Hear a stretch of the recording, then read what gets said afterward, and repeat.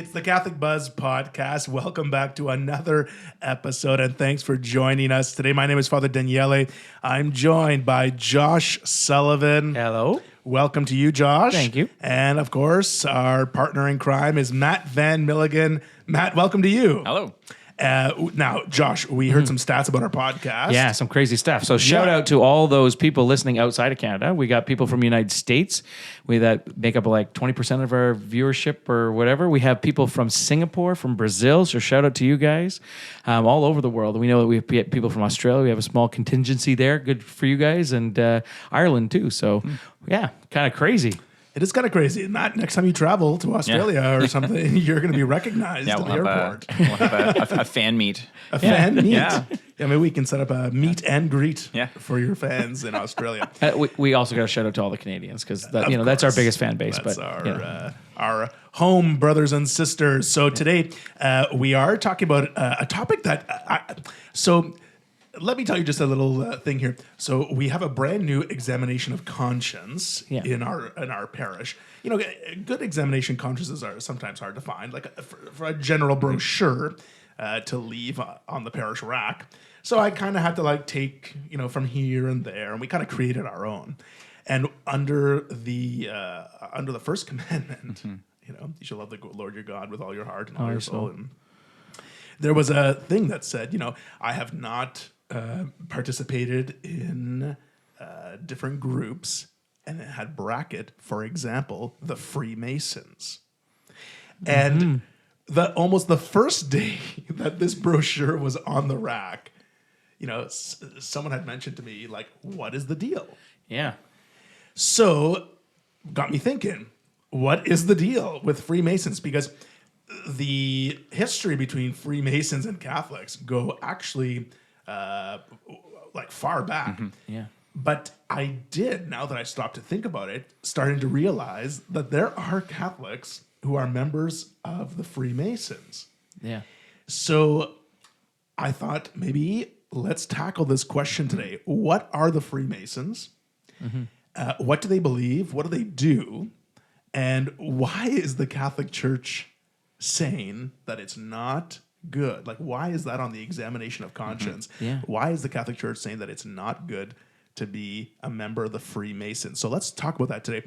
Because, and I want to acknowledge right off the top that most people listening, you're talking about people in Canada and the US, and in these parts of the world, Freemasons are kind of like a social club. It's another gentleman's club, if you will. A gentleman's club. They raise money for charity. They do charitable works and things like that.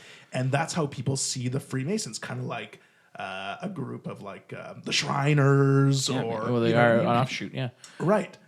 So people might say, well, what's wrong with the Freemasons? So let's go way back first to when the Freemasons started. And see a little bit about who they are, what they believe, and why the Catholic Church says, Yeah, I think it's important to note, too, that there are a lot of myth and legends around Freemasons, especially, how they take over the world or their agenda taking over. And while we're going to try to dive into some of the stuff that we can find that's fact, there's a lot of extra, mysticism around it, if you will, or whatever. And so we're going to try to cut through that stuff and get down to what we actually know to be true from our sources, as well as what the Catholic Church actually says about it too, because those are really important. And I think there's a couple of different, it's not just, the Catholics don't like Masons because there was some kind of political agenda or whatever the case might be. We'll talk about that. It starts way back though. The Masons, kind of, from my understanding, Matt, you might know a little bit more about this, but they developed from the actual Mason guilds, right? Yeah. So the early forms, and again, arguably, so you have what people say about Freemasons and the actual kind of stuff that's rooted in fact and history, and other stuff may be true, some of the but that they have some versions of it. It goes back to the Babylonian and Assyrian Empire, but just kind of the mainline kind of origins of the Freemasons are almost like a trade union that emerged in the let's say kind of the high Middle Ages, when European architecture kind of boomed, and apprenticeship and you have all the benefits of, people learning a trade, people learning that within a community. You're establishing kind of a fraternal society. A lot of people would move far away from their homes. It creates kind of a community that, this Freemasonry developed out of that kind of fraternal need, or that kind of emerging trade. So, in the beginning, they were actual stonemasons, and the society was built around, developing and honing their craft and technique. And but by the time you get to, say, the Renaissance, there's a lot more kind of packaged with it. It's, they're publishing like constitutions and orders, and by the time you get to something like the Enlightenment, it becomes packaged with other ideas. So you have almost the formation of kind of a secular religion. You have rituals forming. Yeah. You have different levels. You have knowledge associated with each of these levels. You have secrets that are held at the very top of the order. So in a lot of respects, it's kind of forming the secular religion. It has all of the kind of appearance of a church, of liturgy, of all of these things, and it's gaining popularity in the wake of things like the French Revolution. That kind of Europeans' movement away from organized religion as such. Humans are a religious animal. Humans, we have that kind of hardwired need for ritual, for structure, for community, and people were in many areas of Europe leaving the church, but still having that desire for community and whatever. In that kind of historical moment, Freemasonry really kind of took off. So literally a group of tradesmen, right, who are gathering together, kind of discuss their work, right? And then it started to take a little more of a formal process, like, hey, we got something going here. Yeah. And they started to organize themselves in the way of ritual and constitutions and things. I think it's in the paperwork. It says 1717 is when a couple of these lodges. So again, the lodges existed before that, but these lodges kind of came together to form the first Grand Lodge and kind of start things rolling. Yeah, and even that's a little bit complicated, because that would be kind of that Enlightenment time period of it really kind of gaining momentum and popularity and traction. But you have. It's almost like very similar to kind of Protestantism, that you have versions of Freemasonry claiming to be kind of earlier and more legitimate, going back to 15th and 14th centuries as well. So what we know about the Freemasons is that because it's taken on this sort of religious character, right? Like there starts to become a little bit of an issue here when members are assenting to something other than their own particular religion, right?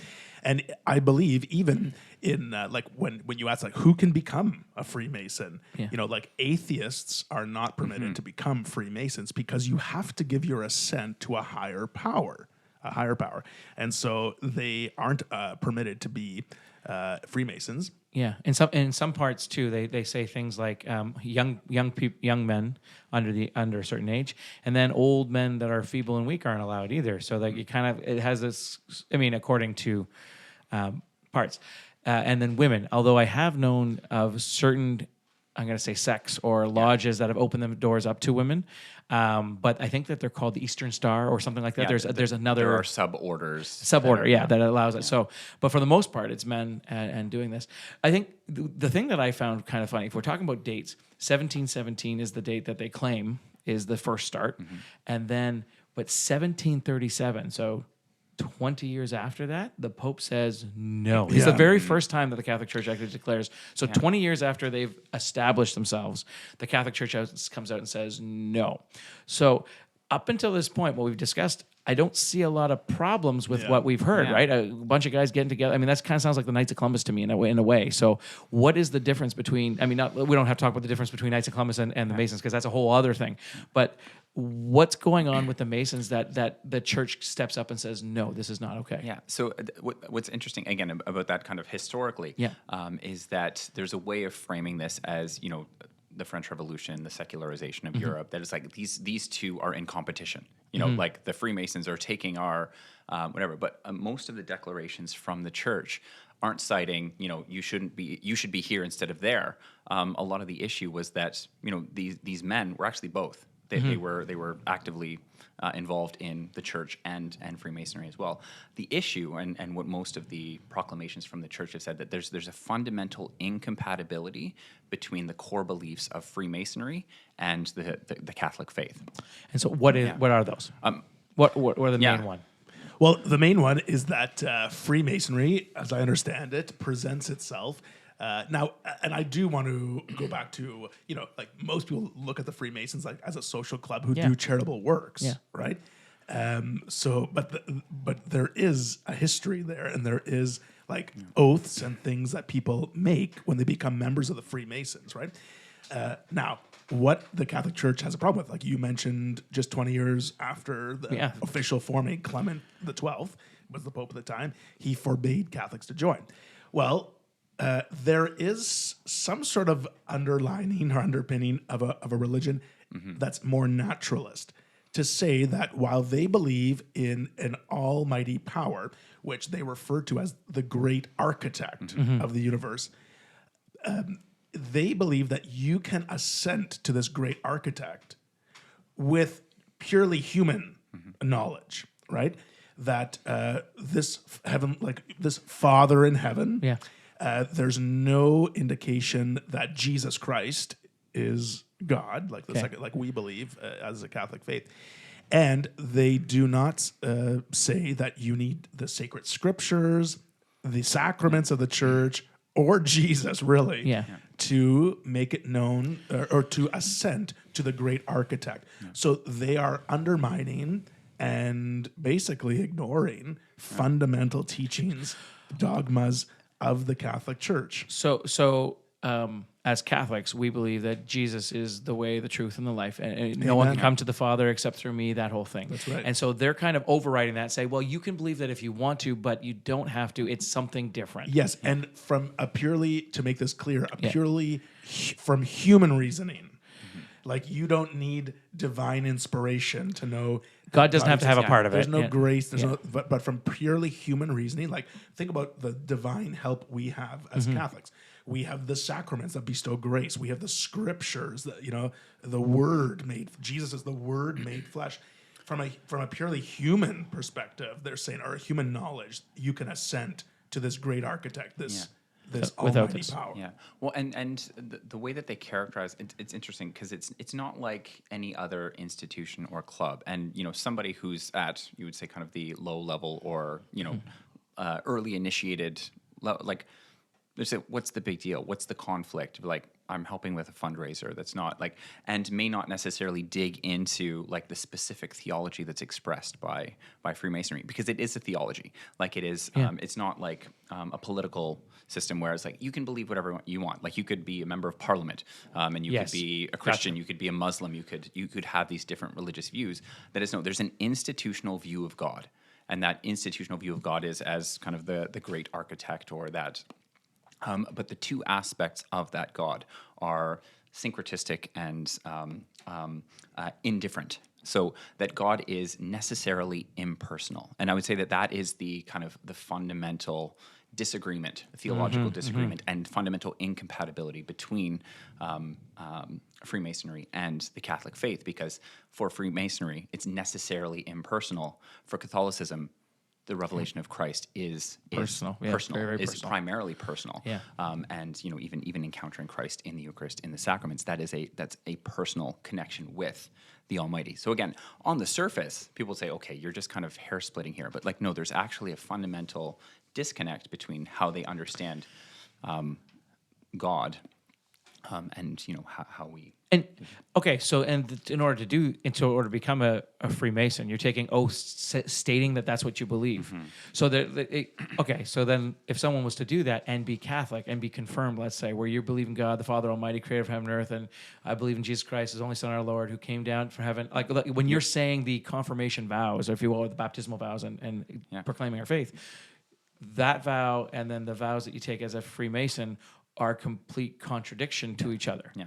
And so that's why you can't be both. And you're making it in the form of a sort of profession of faith. Yeah. And while people might not recognize Freemasonry as a religion per se. In fact, like they see themselves as a universal religion, while like something like Christianity is kind of like a sect of religion, or one of many. Yeah. one of many, right? So there is the fundamental problem that the Catholic Church sees with Freemasonry, right? Pope Leo the 12th wrote a document, and he says, that they sufficiently make known by their very name is that human nature and human reason ought in all things be the guide for all things, right? For they deny that anything has been taught by God. They allow no dogma of religion or truth which cannot be understood by human intelligence, nor any teacher who ought to be believed by reason of his authority. And this is what Leo the 12th objected to, right, when he wrote it. The second thing is you mentioned oaths. So this is another problem that the church sees with with Freemasonry is the oaths that people make. Because they promise, and if you read the oaths that, I know they're supposed to be secret, but in this world you can find them online, the oaths that Freemasons take. Basically, they're promising to keep things that they learn within their group, or the understandings of their so-called theology, right? Secret. And in fact, you cannot share them with people who aren't members of the Freemasons. And this goes even as far, we were talking about a little bit before, as like you can't bring certain things. Like for a Catholic, when you know that you're in a state of sin, you go to the sacrament of confession. Right? Like things that are revealed to them in this through their practice of Freemasonry, they cannot reveal even in the sacrament of confession, because that would be going against the oath that they take. Right, and if you read their oath, it's like the punishment is very gruesome. It's like if they go against the oath they take, they're going to be severed in two and split between the four winds of the world, or drastic measures are taken. Very drastic measures. So there comes another problem that the church sees with Freemasonry. So what does the church actually say? Like, because we wouldn't be giving fair treatment to this if we didn't recognize that in the period between 1970 and 1976, just like kind of like post-Vatican II, there was confusion over Catholics being able to join Freemasons, because there was some sort of illusion that someone could ask permission of their bishop or pastor if they could join the Freemasons. And so, in fact, in that period of time, many Catholic men joined the Freemasons. And so then you saw this time after that where there was like, okay, let's reiterate the teachings of the church when it comes to Freemasons, right? So, and part of the problem comes because in the 1917 Code of Canon Law, it specifically mentions Freemasons. So it uses the words. It uses the words. Here's exactly what the Code of Canon Law says. The 1917 Code of Canon Law, it's Canon 2335. It says, those giving their name to Masonic sects or other associations of this sort that machinate against the church or legitimate civil powers contract by the fact excommunication simply reserved to the Apostolic See. Okay, so you can be excommunicated from the church for membership in Freemasonry. Let's just point out, too, we've talked about excommunication before. You excommunicate yourself. So they're saying if you're a part of this, then you're vowing against the Catholic Church, and therefore you're excommunicating you yourself. incur the self you're taking oaths against your oath as a Catholic, and so therefore you're right. Does that make sense? Yeah. So the current Code of Canon Law, it was reproduced in 1983, and it supersedes the Code of 1917. Yeah. It's Canon 1374. So this is what it says, and this is what also led to more confusion even after the period of post-Vatican II. It says, a person who joins an association which plots against the church is to be punished with a just penalty. One who promotes or takes office in such an association is to be punished with an interdict.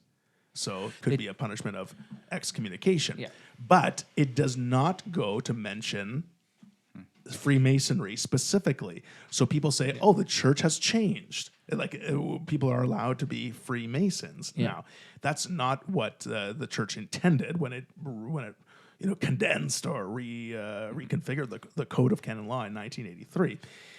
No, they tried to make it more generalized in the sense of like, we don't want to just mention Single out the Freemasons. We There want are other groups who do similar things. Yeah. Also noting in this time, that it's in this time period that a number of the offshoots and sects and suborders of Freemasons. So it's not just Freemasons. If you're part of any of the kind of subsidiary Shriners orders or whatever, that require this initiation practice, taking oaths that are contrary to your faith.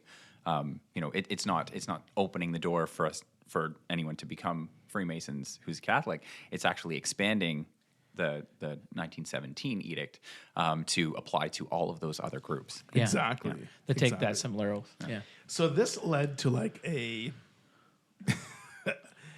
barrage, if you will, of documents from the Vatican and certain cardinals who were responding to this question. Like in February of 1981, responding to the confusion in the 1970s, Cardinal Super, he writes this declaration concerning the status of Catholics becoming Freemasons. Very short letter, and he basically writes that the canonical discipline remains in full force, has not been modified in any way. So he's addressing the people who said, well, the church changed on this, right? I know. And he says, consequently, neither the excommunications nor other penalties have been abrogated. Like Still in they're place. still in place. And that was in 1981. Then in 1983, when the Code of Canon Law was published, Cardinal Joseph Ratzinger, who we know Now it's Pope Benedict. the late Pope Benedict XVI, he writes a document saying that the church's negative judgment in regard to Masonic associations remains unchanged, and their fundamental principles are irreconcilable with the doctrine of the Catholic Church. So with this new wording of the Code of Canon Law, people were like, hey, something has changed. So Cardinal Ratzinger at the time, he was the prefect for the Congregation for the Doctrine of the Faith. So he writes this document. Well, then, almost a year, just a little bit over a year later, there was another document that was released, and this was another reflection. It was called a reflection a year after the declaration of the doctrine of the Congregation for the Doctrine of the Faith. And it just gave in more detail how, no, this is still a teaching of the church. Like nothing has changed. So you could see the confusion around it, right? You can see the confusion. They have to keep coming back and reiterating because people aren't quite getting it. That's right. And so what can we say is the fundamental, like, people say, well, like you said, what's the big deal? I'm involved and I'm raising money or I'm selling cookies or whatever. It is. They're like, what is the big deal? Well, that first commandment, we shall love the Lord your God with all your heart, mind, soul, and strength. And so we make other things into gods. When we take oaths to other groups or organizations with different beliefs, we're going against our fundamental Catholic beliefs.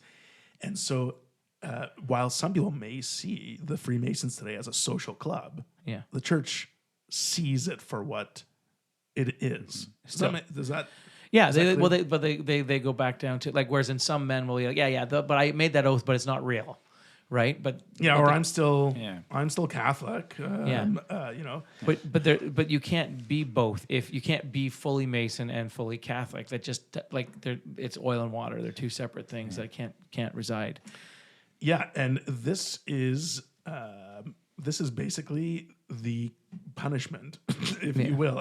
Maybe that's not the right word, but it says this. It says that because of the irreconcilability of Masonic principles with the Catholic faith, it is a grave act to join a lodge. And the consequences for a Catholic that arise from that is that they cannot receive Holy Communion. Yeah. It is a grave sin. It is a grave act. So this is serious business that I don't think people are that aware of? I know that. So one of the dioceses that I worked within, not in Sault Ste. Marie diocese, but another diocese that I worked within, I remember the bishop having to go to one of these places where they had the Knights of Columbus and a Mason lodge were trying to join forces together, and then the Knights of Columbus weren't okay with that, obviously, but also the bishop stood in and be like, you cannot be a Freemason and be Catholic, like that's not allowed. And so he came there and he told them what the penalties were, and he proclaimed it to the entire town, but just like to make it very clear that this cannot coincide. And it's not like it's not like the church is like, well, we have our own group, so you can't be part of them, right? Like we have the Knights of Columbus, so you can't be part of that, because the Knights of Columbus are something a little different, and we can get into that later. But the Knights of Columbus, when you take an oath with the Knights of Columbus, it actually talks about one of your oaths. I think I'm allowed to say it now because there's no veils of secrecy anymore. But one of them is that they won't interfere with your duty as a faith-filled Catholic man. You know what I mean? Like, so you have obligations and stuff, but it doesn't, like, your faith in God first, and then your duty to the knights or whatever the case may be when you take a vow or an oath or anything else. And so, there's a difference there. You know what I mean? I always understood that the Knights of Columbus were actually started as a response to the Freemasons. I always believed that for some reason. I don't know where I got that. No, and when they were started, actually, it was actually not about that. It was in the Americas, and it was because the Catholics were coming over to America, and they were mostly immigrants, and so predominantly Irish, but also Italian and stuff, and they were being treated like absolute junk. And so what happens was they were dying off, and they weren't actually able to support themselves and stuff. And so Father Mike McGivney started this thing where a guy died in a horrific accident, and his widow was left with 6 kids, and so the legend goes that he got all his men of his parish together and passed around a hat, and they all put in 10, 15 cents, whatever they could afford, kind of thing. And then he gave that hat to the widow so that she could to support. And so the men started kind of gathering together to support them, the widows and families and the children, and that started at that chapel, chapel, and it eventually just became a group of where it grew from that. And that's why when you talk about Knights of Columbus stuff, their life insurance stuff is so prevalent, or their money and specifically taking care of the families and taking care of that. And that's some of the stuff that comes along with Knights of Columbus. But it has nothing to do with that. I think though that from my studying, I'm very involved with the Knights of Columbus, but my studying for the Knights of Columbus and the Freemason, there is some similarities. Meaning there's they took the vow originally. You took a vow of secrecy, and you took things like that. And then what I think the Knights of Columbus realized is, no, we don't need to do that anymore. So now our ceremonies to become a knight is held in the church, and your kids and your wives and everything are invited to come to the initiation process and all that stuff, and kind of step out of that. Some of the things you mentioned, secrets. Some of the things that Freemasons keep secret are so we know there's handshakes, right? Yeah. Me and Matt tried to do a handshake before we went on the air, and it was awkward. Let's just say we'll keep it a secret because we couldn't figure one out, right? But there are handshakes, passwords. There's the rituals that they're involved in are secret, and it says that catechism memory work. Is kept secret. Yes. So there's and that's another kind of core incompatibility, if you will. So there are kind of secrets that are initiated secret, or secrets that you're initiated into rather. And this reaches back to the early stonemason trade work. This reaches you go through the apprentice, journeyman, kind of master steps. But again, and we may be getting into some of the conspiracy theory territory with this, but again, it's the nature of a secret society that you lift up the curtain and there's a man pulling levers. But you have people who have been at high levels of Freemasonry and have escaped, so to speak, or come out and this is actually what's going on behind the curtain, or this is. So you have the initiated secrets, but you also have once you reach high levels in Freemasonry, you are given access to secret knowledge. You're given kind of that only this core group of people can, or only people at this level, and that's a form of Gnosticism, which the church has always combated. When you're talking about kind of revealed truth, that if this is something that is locked behind certain ladders of eliteness. Again, that's not how the church operates. That's not how the church treats truth. You have a personal revelation of Christ, but that revelation is complete in the person of Christ and available for everyone, that it's not locked behind some expertise or reaching a certain echelon of a club. So again, that's another free, that kind of Gnostic element is another area of incompatibility with the Catholic faith. So let me pose a question here. Let's say there's someone listening today who didn't know any of this, and they are a Catholic that's practicing. They attend Mass on Sunday, and they're receiving the Eucharist. They're also a member of the Freemasons. What do they do? If they weren't aware of this, the category of grave matter and mortal sin and all of those things is different because it needs to be freely done. If they are aware of this, they should sever ties as soon as possible. The gravity of the culpability here is, if you did not know this about the Freemasons and where the church stands, because I do believe that, I do believe that in that period when we were talking about that period of confusion in the 1970s, I believe that some men went to their priest or their bishop and was like, "Hey, can I join the local lodge?" And they were like, "Yeah, go for it. Yeah, why not? You're going to raise money for that charity or whatever." So some people were like, "Well, I got permission from a priest or a bishop to join." Doesn't so supersede. the level of gravity there for culpability there obviously is lessened, right? But having knowledge now about the Freemasons, what their principles are, I think it would be best for members of the Freemasons that are Catholic to drop their membership in the Freemasons, and probably a good idea to bring it to confession. Whether you knew or not, just a good idea to start over again, to wipe the slate clean. And if that's not possible, then what the church does teach here, like if you want to retain your membership in the Freemasons and you are coming to Mass on Sunday, the church does teach here that you are not to present yourself to receive Holy Communion. Yeah. So that's maybe difficult for some people to do. And maybe, for those people who aren't members of the Freemasons, maybe people have never heard of the Freemasons. I don't know. Yeah. But I think it's a good lesson. It's a good thing to talk about because there are other organizations today, which is why the Code of Canon Law in 1983 kind of puts a blanket statement, doesn't just single out the Freemasons, that have principles that are contrary to the teachings of the Catholic faith. Yeah. And if we are going to be people who put God first, if we are going to be people who don't make gods out of other things, we have to know what we're involved in. Like, what are the core principles? What is the history of the group that I'm involved in?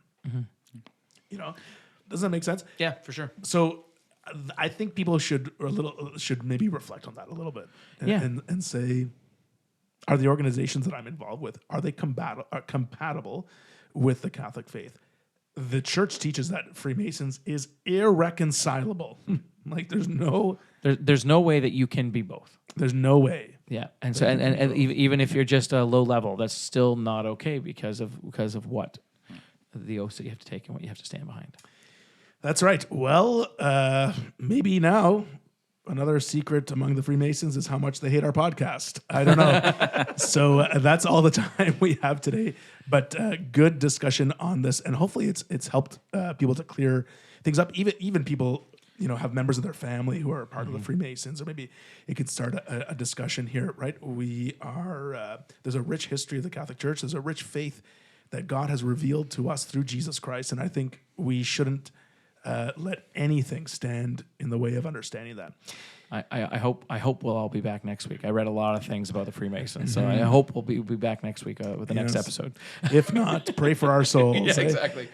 So that's all the time we have here. Thanks for joining us today. If you have any comments or maybe an experience you've had, maybe you were a member of the Freemasons, are a member, have someone that's close to you that's a member, drop us a comment in on our social media pages, or send us an email at askus@thecatholicbuzz.com. So we want to hear from you, and if you have a suggestion for a topic for another episode, send us an email as well. That's all the time we got. So for Josh Sullivan and Matt Van Milligan, my name is Father Daniele.